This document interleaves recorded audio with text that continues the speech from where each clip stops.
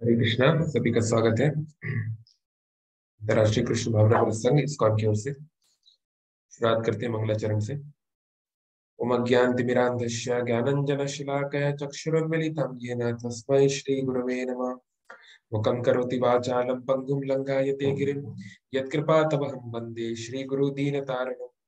नमः ओं विष्णुपादाय कृष्णपृष्ठाय भूतले श्रीमते भक्तिवेदान्त स्वामिनिति नामिने। नमस्ते शारदशून्येभ्य गौरवाणी प्रचारिणे निर्विशेषण्यवादी पाश्चात्यदेशतारिणे वाञ्छाकल्पतरुभ्यश्च कृपा सिन्धुभैः च पतितनां पावनेभ्यो वैष्णवेभ्यो नमो नमः। जय श्री कृष्ण चैतन्य प्रभु नित्यानंद श्री अद्वैता गदाधर शिवासादि गौर भक्तवृंद। हरे कृष्णा कृष्ण कृष्ण हरे हरे, हरे राम राम राम हरे हरे।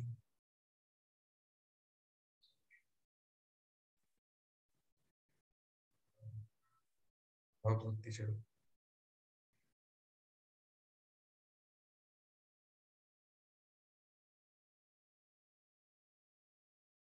हरे कृष्ण। सभी का स्वागत है। उम्मीद कर रहा हूँ कि ऑडियो वीडियो स्क्रीन सब कुछ ठीक है। तो हमने फिफ्थ वर्ष तक देख लिया था। भगवत गीता का हम पहला चैप्टर पढ़ रहे हैं और हमने पहले 5 श्लोकों को चर्चा किया था। आज छठे श्लोक को चर्चा करेंगे। युद्धमान्युश्च विक्रांता उत्तमाजु उत्तमाजुजाश्च वीर्यवान् सौभद्रो द्रौपदेयश्च सर्व एव महारथा। तो क्या हो रहा है? दुर्योधन जो है गए हैं अपने गुरु द्रोणाचार्य के पास और उन्होंने द्रोणाचार्य को शुरुआत में एक हल्का सा टॉन्ट किया कि देखो इतनी विशाल सेना जो देख रहे हो ना आप सामने, इतनी अच्छी तरह ये सेना जो अरेंज की गई है व्यू में, इसको जो मिलिट्री फॉर्मेशन में अरेंज किया गया है, ये आपके ही शिष्य ने किया है जो कि द्रौपद पुत्र है, धृष्टद्युम्न, जो कि द्रौपद पुत्र है, आपके दुश्मन का बेटा है, पर जिसके ऊपर आपने ज्यादा कृपा दिखा दी और आज वो हमारे लिए ही समस्या इकट्ठा कर रहे हैं। तो फिर उसके बाद उसने और भी चीजें बताई उस पांडव सेना के बारे में। तो एक चीज अब वो ये बता रहा है कि और एक और आखिर में पांडव सेना का कुछ खास वॉरियर्स के नाम ले रहा है जो कि महारथी। हम्म, कुछ और महारथियों के नाम लिए, जिसका जिनमें से कुछ का नाम है युद्धमन्यु, उत्तमा। युद्धमन्यु का नाम तो कुछ जगह मैं सुना हूँ बट आज तक मैं ये नहीं सोच पाया कि उत्तमा ओझा कौन है। अगर किसी को पता चले तो बताना। फिर सुभद्रा पुत्र तो बहुत फेमस है। चलिए, सबको थोड़ा अनम्यूट किया जाता है। बताइए कौन है सुभद्रा पुत्र? बहुत well known fighter in Mahabharata. Abhimanyu. Abhimanyu. Abhimanyu. Yes, sorry, yes.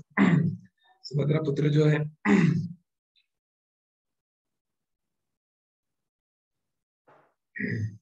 Abhimanyu जो है बहुत फेमस है। अभिमन्यु का वध बहुत फेमस है। और फिर द्रौपदी के पुत्र, द्रौपदी के पुत्रों के बारे में कोई कुछ बताना चाहे? वो भी काफी वेल नोन है। द्रौपदी के प्रमुख कितने पुत्र थे? कौन जानता है? अनम्यूट करके बताइए। 5। 5 पुत्र, बहुत अच्छा। तो क्या किया उन्होंने, क्या ऐसा मुख्य काम किया, किस लिए वेल नोन है वो? ठीक है, तो मैं बता देता हूँ। तो ये जो 5 पुत्र हैं द्रौपदी के, हर एक पांडव से एक पुत्र है। और ये जो 5 हैं ये बहुत कुशल वॉरियर हैं अपने अपने पिता की तरह। लेकिन अनफॉर्चुनेटली इनका एंड जो है बहुत ही डिजास्ट्रस हुआ। जब पूरी महाभारत एंड हो जाएगी 18 दिनों के बाद, तब जब अश्वत्थामा बदला लेना चाहेगा कि किस प्रकार से मेरे पिता को मारा गया धोखे से, किस प्रकार से मेरे मेरे जो युवराज है, मेरे राजकुमार है दुर्योधन, वो पड़े हुए हैं, मृत्युशैया पर है ना। तो उस समय अश्वत्थामा सोचता है कि मैं रात में जाके क्या करूंगा, पांडवों के कैंप पे हमला करूंगा और 5 पांडवों को मार दूंगा। वो जाता है 5 पांडवों के कैंप में छुपते हुए, और वहां पर उसको 5 पुरुष सोते हुए दिखते हैं, पर उन्होंने चादर ओढ़ रखी थी, बाहर से समझ में नहीं आ रहा था। तो वो सोचता था पांच तो मतलब पांच पांडव ही होंगे। तो उसने तुरंत जो है, ऐसे कहते हैं विंड की रफ्तार से, है ना, हवा की तरह पांचों अब गर्दनें काट दी, है ना। और वो सोचा कि पांचों पांडव मर गए, तो बड़ा खुश होकर वो वहां से चला गया। बाद में उसको पता चला कि ये पांचों पांडव नहीं थे, बल्कि आ, ये जो थे द्रौपदी के पुत्र थे।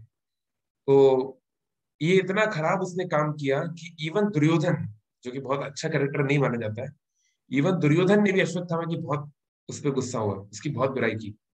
दुर्योधन ने कहा तुम इतने गिरे हुए व्यक्ति हो, तुमने मतलब उनको मार दिया जिनका दोष नहीं था, वो भी सोते हुए समय में। वो तो मेरे पुत्र की तरह थे। पता नहीं दुर्योधन को कैसे इतना इमोशन आ गया, पर दुर्योधन ने भी बहुत गाली दी अश्वत्थामा को। और आगे चल के तो बहुत कुछ हुआ ही। तो मतलब द्रौपदी इतना गुस्सा हो गई कि उसने कहा कि मुझे उसका मरा हुआ सिर चाहिए, थिंग्स लाइक दैट। फिर अर्जुन उसको जब लेकर आए, पकड़ के लेकर आए, तब द्रौपदी को थोड़ा इस पे दया आ गई, क्योंकि जो अश्वत्थामा की जो माँ है ना, यानी कि कृपि, वो जो है यानी कृपाचार्य की बहन जो है, वो उनके ऊपर उनके उनके बारे में सोच के उनको दुख हुआ कि एक तो वो ब्राह्मणी है, हमारी गुरु गुरु माता है, तो गुरु माता के बच्चे को मारना क्या ठीक होगा। तो इस प्रकार से तो ये द्रौपदी का महान चरित्र वो उसमें पता चलता है बात। खासकर भागवतम में इसका अच्छा खासा वर्णन है। एनीवे, तो ये सारे जो वॉरियर्स हैं ये महारथी हैं। तो यहाँ पे एक टर्म आया महारथी। तो थोड़ा सा हम देखते हैं कि ये है क्या चीज, महारथी अतिरथी, ये चीजें कई बार आती रहती है। तो आप देख पा रहे हैं स्क्रीन में। तो थोड़ा सा आप जूम करेंगे, मैं भी जूम कर लेता हूँ। रथी मतलब होता है जो रथ पे चढ़ चढ़ के फाइट करते हैं। तो एक सामान्य जो रथी है उसकी दो अलग अलग डेफिनेशन है। कहीं पर है कि वो 100 फाइटर से लड़ सकता है, 100 वॉरियर से, 100 दुश्मनों से लड़ सकता है, कहीं पर है 1000। मतलब एक बहुत पावरफुल व्यक्ति को रथी बोला जाता है। ऐसा नहीं कोई भी रथ पे चढ़ गया तो वो रथी बन गया, इट्स नॉट लाइक दैट। तो अतिरथी मतलब अति, जैसे हम बोलते हैं ना कि सुपरलेटिव डिग्री, है ना, ग्रेट, ग्रेटर, बेस्ट। तो बहुत अच्छा रथी, एकदम हाई स्टैंडर्ड का, बेस्ट।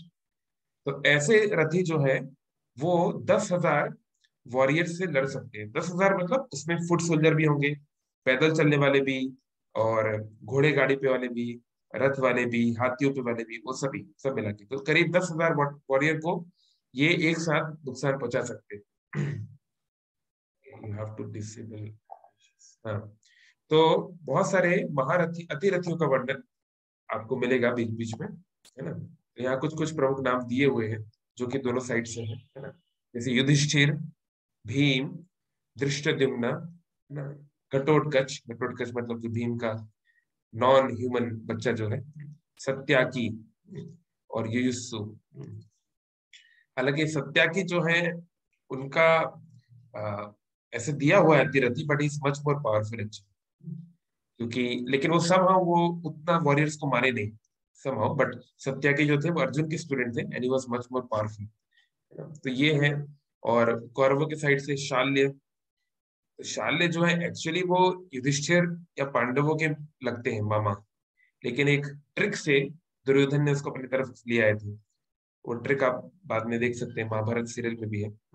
सोमदत्त उनका नाम कई बार आता है ना। भूरिश्रवा जिसका हाथ काटा गया आगे चल के, है ना, उसका हाथ कौरव को कहना है कि चीटिंग से काटा गया, बट जो भी है ना। भगदत्त, जयद्रथ, जयद्रथ बहुत फेमस कैरेक्टर है। जयद्रथ को मारने के लिए अर्जुन ने बहुत कुछ किया था।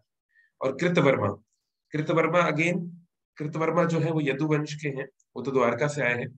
तो जो कृष्ण से नारायणी सेना ली थी ना दुर्योधन ने, आपको पता होगा, कुछ लोग जानते होंगे कि नारायणी सेना जो ली गई थी उसको वो लीड कर रहे हैं यहाँ पर। तो कृतवर्मा भी एक्चुअली ज्यादा पावरफुल है, but somehow in this fight उन्होंने इस प्रकार से ही फाइटिंग किया। और फिर बात आती है महारथी, मतलब जो कई अतिरथियों पे भी भारी पड़ जाए ऐसा महारथी। तो युद्ध की शुरुआत में जो वेल डिफाइंड महारथी हैं, जिनको कि उस समय के एनालिसिस जो वहां के उस समय था, उस समय के एनालिसिस के अनुसार अर्जुन ही एकमात्र महारथी है जो भारी पड़ सकता है। बल्कि कौरवों के साइड पे बहुत सारे हैं, है ना। भीष्म है सबसे powerful, even more powerful than Karna. तो Bhishma number 1, then Dronacharya, then Karna, then Ashwatthama. these 4 people actually in that order only। तो और इन सभी में जिसने सबसे ज्यादा नुकसान पहुंचाया एक दिन के अंदर, चलिए थोड़ा सा एडमिट करते हैं। आप जानते हैं सबसे ज्यादा वॉरियर किसने मारे एक दिन के अंदर? इसका मतलब सबसे, जिसको देख के लग रहा था कि भाई अगर ये चलता रहा तो बस युद्ध खत्म हो जाएगा। तो इन सभी जो नाम यहाँ पे दिए हुए हैं इनमें से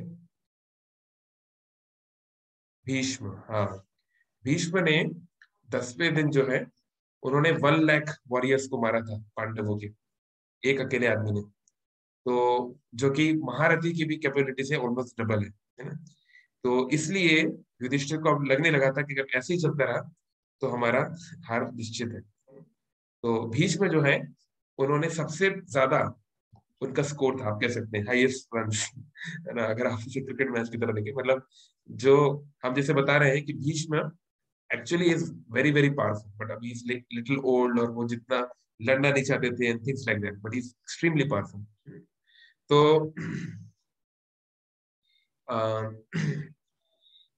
और हमने पहली बात की थी कमांडर इन चीफ के बारे में कि कैसे धृष्टद्युम्न रहे पांडवों की तरफ से, और कैसे कौरवों की तरफ से जैसे जैसे उनके सेनापति मरते जा रहे थे, पहले भीष्म थे, फिर द्रोण थे, फिर कर्ण थे।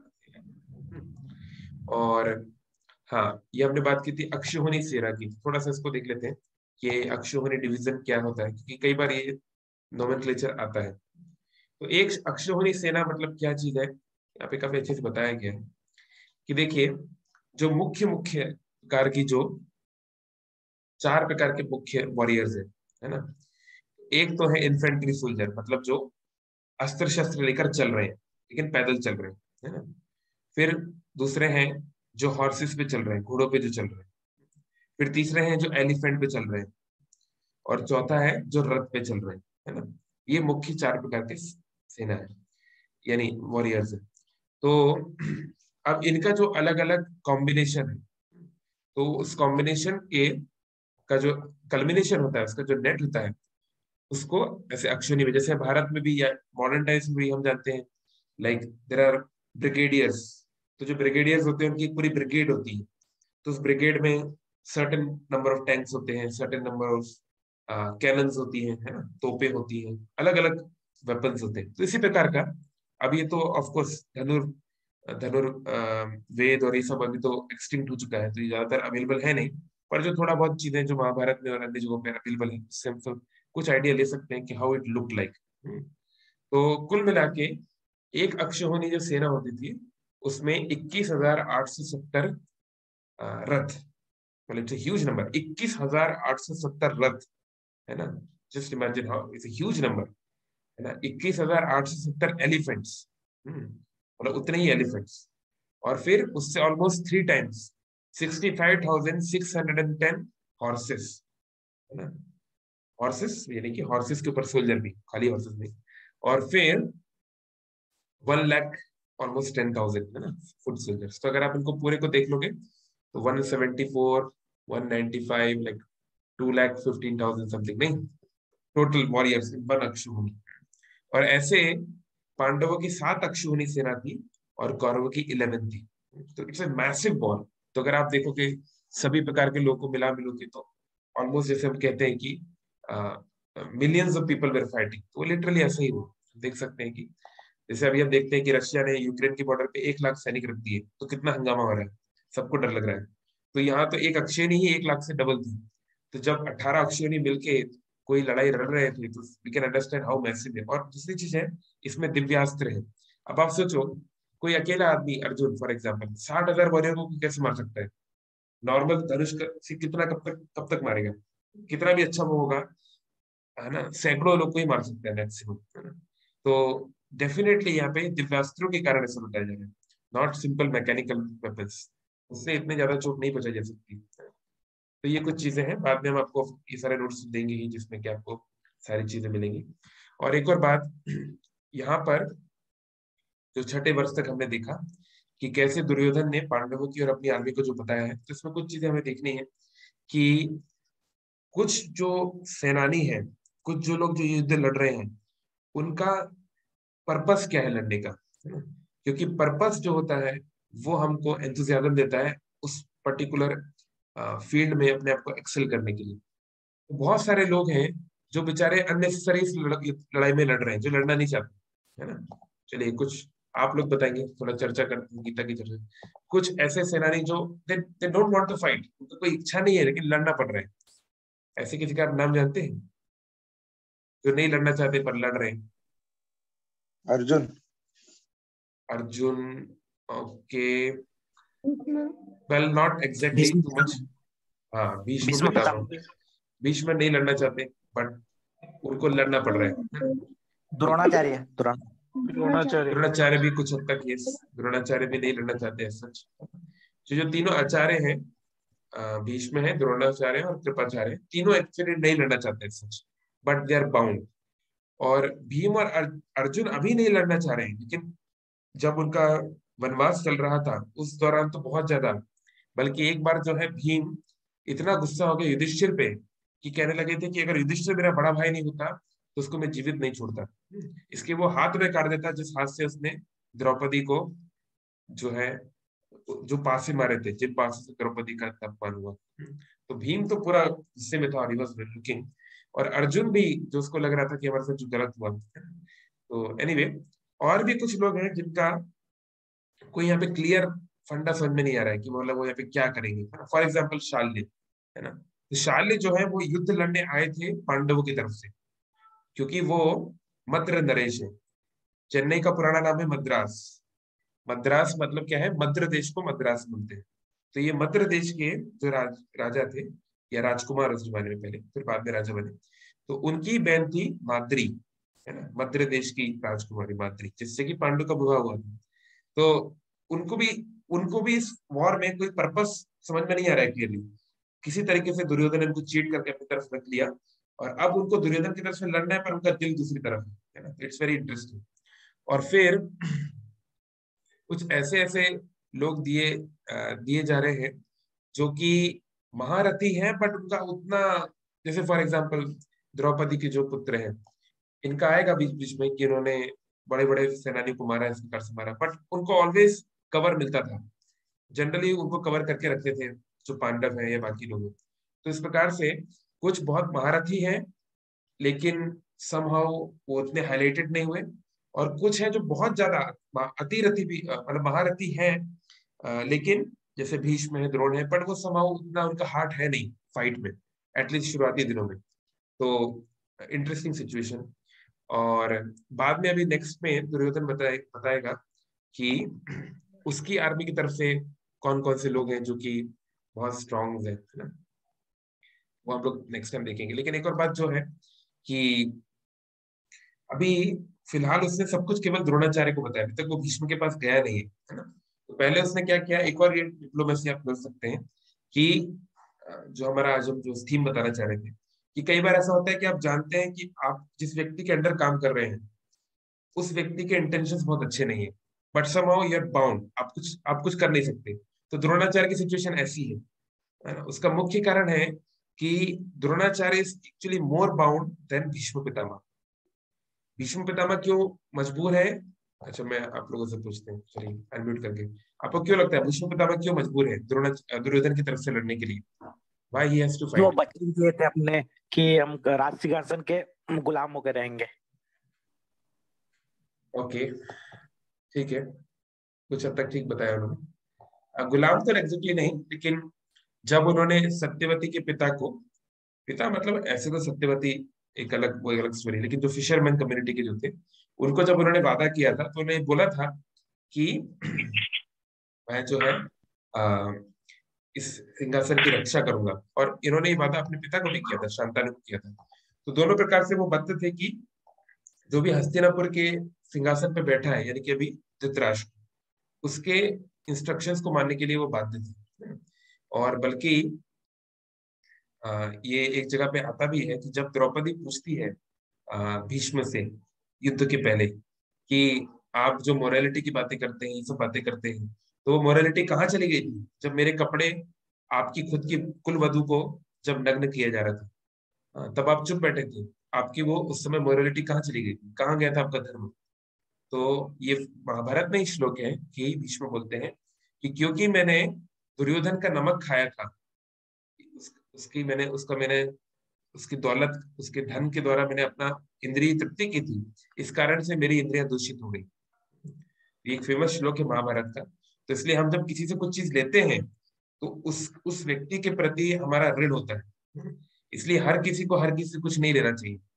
तो जो भीष्म भी बता रहे थे कि मैं किस तरीके से बंध गया हूँ, है ना, जो हम किसी की रोटी खाते हैं तो उसकी तरह उस पर्टिकुलर कैरेक्टरिस्टिक्स भी हमें आ सकते हैं, या हम किसी का दौलत लेते हैं, या हम उनके साथ भावनाओं का आदान प्रदान करते हैं बेसिकली। तो ये भी बाद में वर्णन आता ही है महाभारत में, इन्हीं इसके पहले वर्णन आया था महाभारत में। और द्रोणाचार्य की मजबूरी ये है कि द्रोणाचार्य जो है इतने ज्यादा क्रिटिकल हालत में आ गए थे। मतलब द्रोणाचार्य का जो बेटा था अश्वत्थामा, इससे द्रोणाचार्य को बहुत प्रेम था, क्योंकि द्रोणाचार्य का बेटा थोड़ा लेट हुआ था कुछ उम्र के बाद।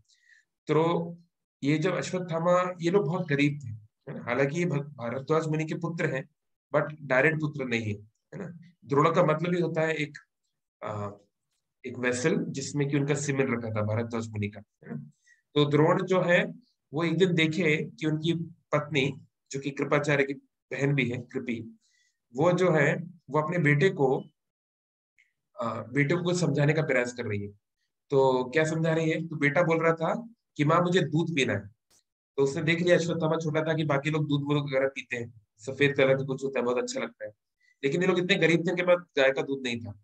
तो कृपी ने क्या किया, उन्होंने जो चावल होता है सफेद चावल, उसको पानी में डाल के उसका सोल्यूशन बनाया, स्टार्च सोल्यूशन, बहुत सारे लोग खाते भी है ना, पांथा राइस या पखाल राइस वगैरह। तो उसका सोल्यूशन बनाया और उसको उसने वो स्टार्च वाटर पिलाया। उससे बोला यही दूध होता है।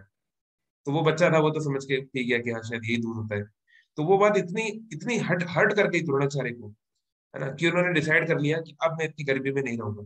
तो इसलिए फिर वो जो है जब हस्तिनापुर की बॉर्डर में जा रहे थे तो फेमसली पांडवों की जो गेंद है, कौरवों की गेंद जो है, बच्चे थे उनकी गेंद एक कुएं में गिर गई थी, इसको उन्होंने निकाला एंड थिंग्स लाइक दैट। तो फिर बाद में जब उनको शेल्टर दिया हस्तिनापुर में, तो द्रोणाचार्य ने अपने आप को प्रतिबद्ध किया था कि हस्तिनापुर की जो सत्ता है, हस्तिनापुर के जो राजा है, उनके प्रति मेरी पूर्ण शरणागति है। क्योंकि बाद में आगे चल के पांडवों ने द्रुपद से आधा राज्य छीन लिया, आधा राज्य द्रोणाचार्य के पास था। तो द्रोणाचार्य बहुत बड़े व्यक्ति बन गए थे, लाइक उनके पास आधा राज्य है, वो भी मेरे राजा है। तो वो चाहते तो सब छोड़ के बढ़िया अपना जिंदगी जी सकते थे, लेकिन द्रोणाचार्य कमिटेड थे, क्योंकि हस्तिनापुर ने मेरे बुरे वक्त में मेरा साथ दिया है, इसलिए मैं हस्तिनापुर के प्रति प्रतिबद्ध हूँ। और हस्तिनापुर को कि जो भी सत्ताधारी होंगे, जो भी राजा होंगे, उनके इंस्ट्रक्शंस को मैं मानूंगा। तो इस कारण से भी द्रोणाचार्य जो है वो प्रतिबद्ध थे, और मजबूरी में उनको ये फाइट लड़नी पड़ी थी। उन्होंने प्रयास किया, but he had to fight this sum. चलो, और एक और बात जो मैं बोलना चाह रहा था 6 श्लोक में,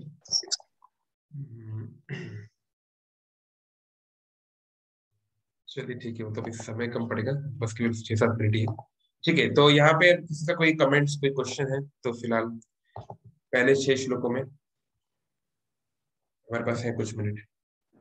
और कल 6 सेशन ना हो, क्योंकि कल जो है एक बहुत खास दिन है।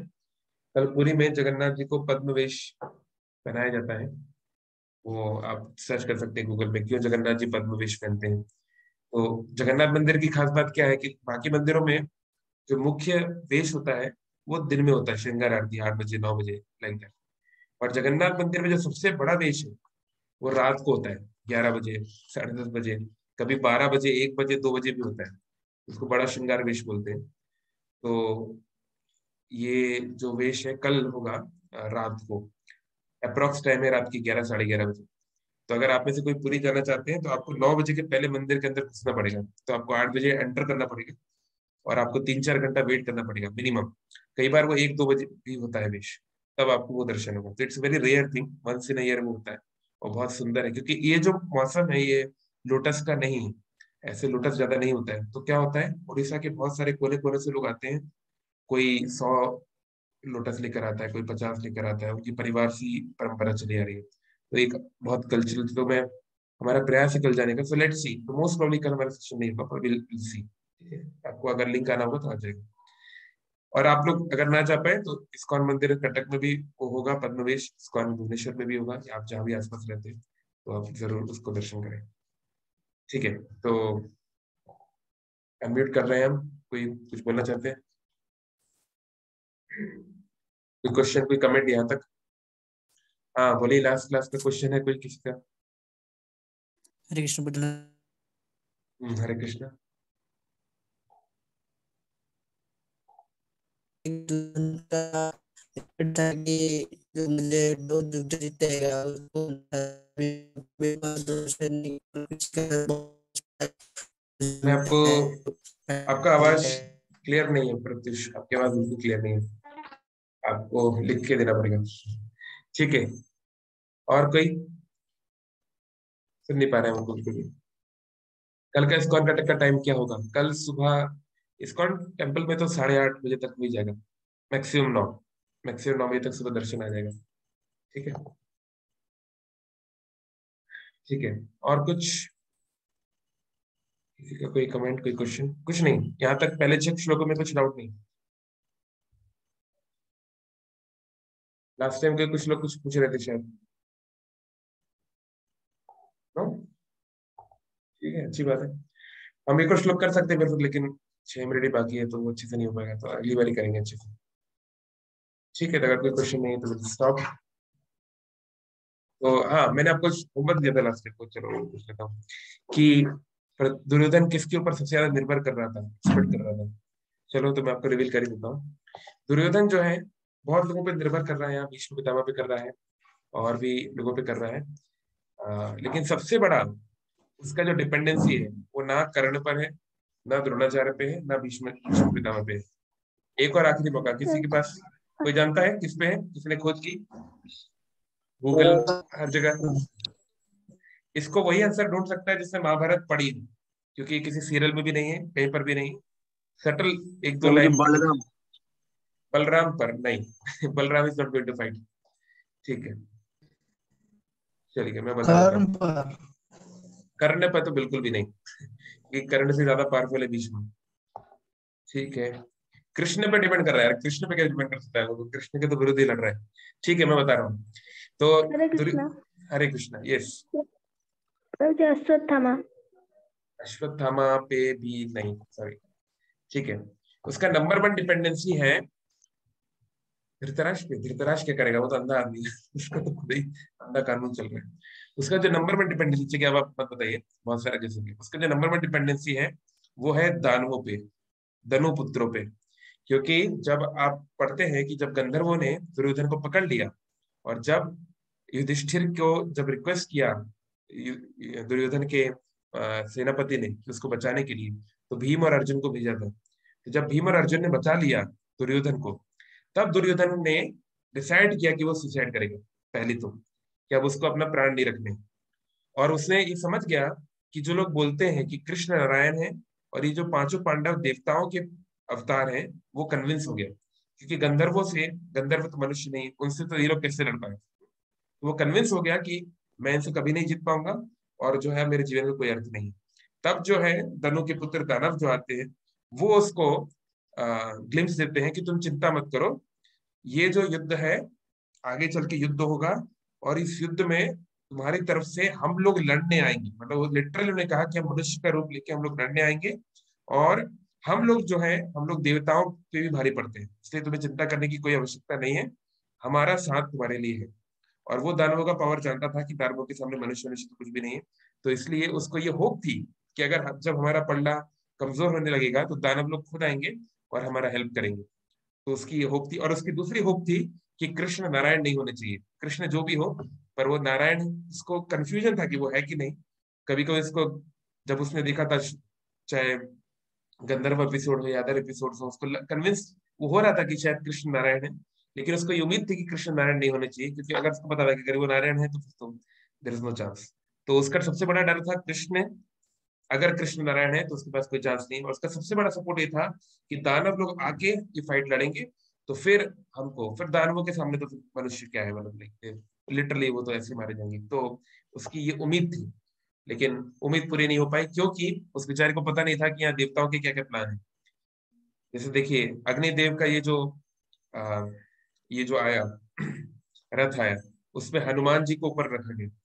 अभी हनुमान जी जब चिल्लाते थे, ये जब गदर करते थे, तो उनकी गदर से ही बहुत सारे कौरव मर जाते थे, बहुत सारे वॉरियर, और सब डर जाते थे उनकी गदर से ही। तो हनुमान जी ने पार्टिसिपेट नहीं किया, लेकिन उनके चिल्लाने से ही सामने वाली जो कौरव फोर्सेस है, इंक्लूडिंग अगर उसमें दानव भी होते तो वो डर जाते। तो देवताओं ने भी अपनी तैयारी कर रखी थी। तो ये आ, ऐसे नहीं कि देवता लोग जो पूरा नाइव थे इस प्रकार से नहीं, तो देवता भी लोग जानते थे कि दुर्योधन एक्चुअली कली का अवतार है।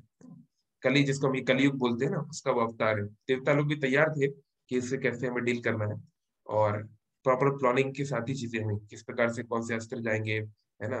अर्जुन के पास सभी देवताओं के अस्त्र थे, इंक्लूडिंग लॉर्ड शिवा का पशुपति अस्त्र और सब कुछ, जो सबसे बड़े बड़े अस्त्र हैं संसार के। तो इस प्रकार से ये उसकी नंबर वन होप थी। और जहां तक बात है नॉर्मल ह्यूमन फाइटर्स में, उसकी सबसे बड़ी होप थी भीष्म, और उसका सबसे ज्यादा ट्रस्ट था कर्ण के ऊपर, क्योंकि उसको भीष्म पे ट्रस्ट नहीं था कि भीष्म लड़ेंगे कि नहीं, पर कर्ण के ऊपर वो आंख मूंद के ट्रस्ट कर सकता था। तो जो जो अतिरथी जो महारथी है उसमें उसके ऊपर कर्ण के ऊपर सबसे ज्यादा भरोसा था। बट ऑफ कोर्स कर्ण के पास ये स्थिति नहीं थी कि वो देवताओं से और फिर भगवान के अरेंजमेंट से लड़ पाए। हम जानते हैं आगे चल के क्या होगा। ठीक है, चलिए बहुत धन्यवाद। क्वेश्चन आया क्या? अब 1 मिनट बचा है, क्वेश्चन पूछ रहे। Hare Krishna Prabhu ji. Are Narayan Sena powerless without Krishna? नहीं, Narayan Sena is very powerful, it is as powerful as Krishna, but हम यह समझ सकते हैं कि Krishna didn't manifested that level. मतलब नारायणी सेवा जिस स्तर पे लड़नी चाहिए, इट सीम्स नहीं, भगवान ने उतनी उनको शक्ति नहीं दिया, थिंग्स लाइक दैट, क्योंकि अर्जुन बहुत सारे नारायणी सेना को मारा है, बहुत पकड़ पकड़ के। तो it was suppose to be the most strongest, it was strongest, but सबसे आखिर में ही तक चलता रहा। नारायणी सेना के कैंप के लोग आखिर तक थे, लेकिन इट सीम्स कि उस तरह का युद्ध नहीं कर पाई नारायणी सेना जो हम एक्सपेक्ट करते हैं कि भाई भगवान की फोर्स से लड़नी चाहिए। ठीक है, अब तो टाइम चला गया, विल सी नेक्स्ट टाइम। हरे कृष्ण, जय श्री प्रभुपाद।